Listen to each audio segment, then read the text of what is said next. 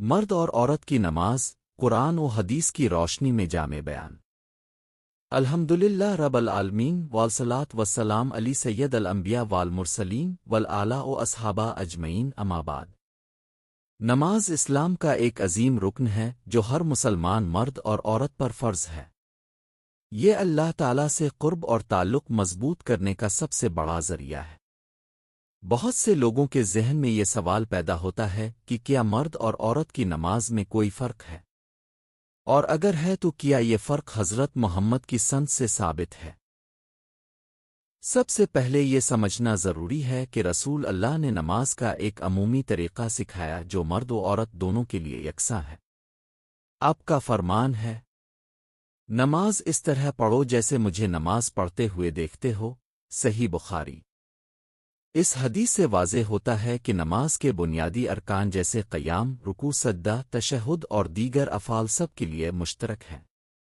قرآن و حدیث میں کہیں بھی مرد اور عورت کی نماز کا مکمل الگ طریقہ صراحت کے ساتھ بیان نہیں کیا گیا۔ تاہم بعض فقہا کرام نے عورت کی نماز کے انداز میں کچھ معمولی آداب اور فرق ذکر کیے ہیں۔ یہ فرق بنیادی ارکان میں نہیں بلکہ ادائیگی میں ہے، جن کی بنیاد حیا، پردہ اور جسم کو زیادہ سمیٹ کر رکھنے کے اصول پر ہے۔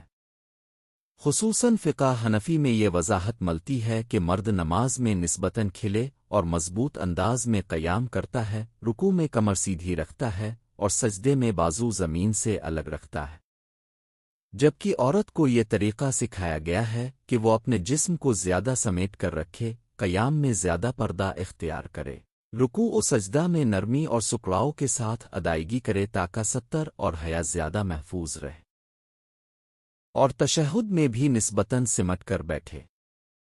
البتہ یہ بات بھی اہم ہے کہ یہ تفصیلات کسی واضح اور صریح آیت متفقہ صحیح حدیث سے براہ راست ثابت نہیں بلکہ صحابہ کرام کے آثار اور فقہا کی تشریحات سے اخذ شدہ ہے۔ دوسری طرف بعض اہل علم خصوصاً اہل حدیث مکبن فکر یہ موقف رکھتے ہیں کہ مرد اور عورت کی نماز میں کوئی عملی فرق نہیں، کیونکہ رسول اللہ نے نماز کا جو طریقہ سکھایا وہ عمومی ہے اور سب کے لیے یکساں ہے۔ لہٰذا یہ ایک فقہی اختلافی مسئلہ ہے جس میں امت کے معتبر علماء کی مختلف آراء موجود ہیں۔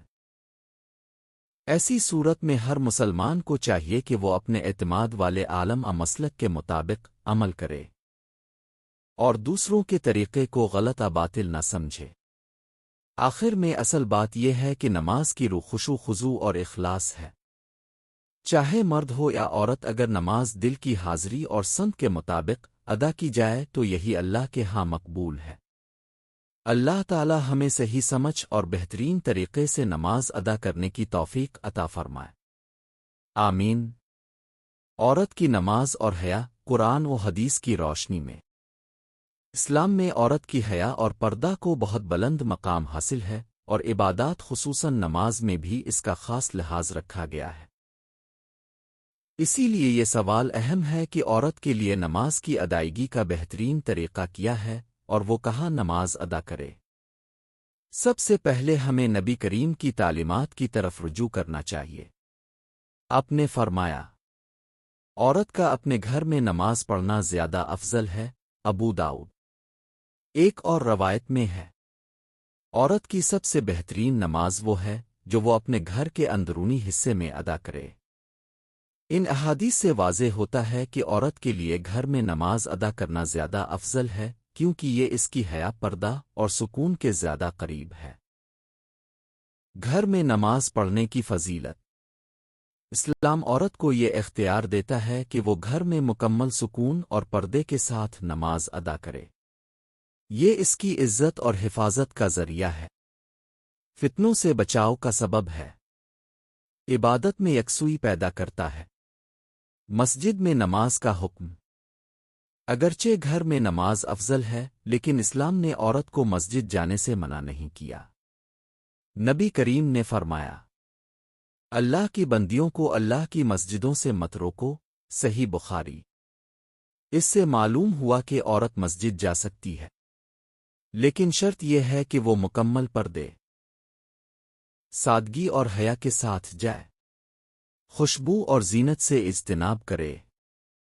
خلاصہ، عورت کے لیے سب سے افضل گھر میں پردے اور سکون کے ساتھ نماز جائز ہے۔ مسجد میں نماز ادا کرنا بشرط حیا اور پردہ۔ آخری نصیحت، عورت کی اصل زینت اس کی حیا ہے۔ نماز میں بھی یہی اصول ہے کہ وہ اپنے آپ کو زیادہ سے زیادہ پردے اور وقار میں رکھے۔ یہی طریقہ اللہ تعالیٰ کو پسند ہے اور اسی میں دنیا و آخرت کی بھلائی ہے۔ اللہ تعالیٰ تمام مسلمان بہنوں کو حیا، پردہ اور خشوع کے ساتھ نماز ادا کرنے کی توفیق عطا فرمائے۔ آمین۔ اللهم صل على سيدنا محمد وعلى آل سيدنا محمد وبارك وسلم.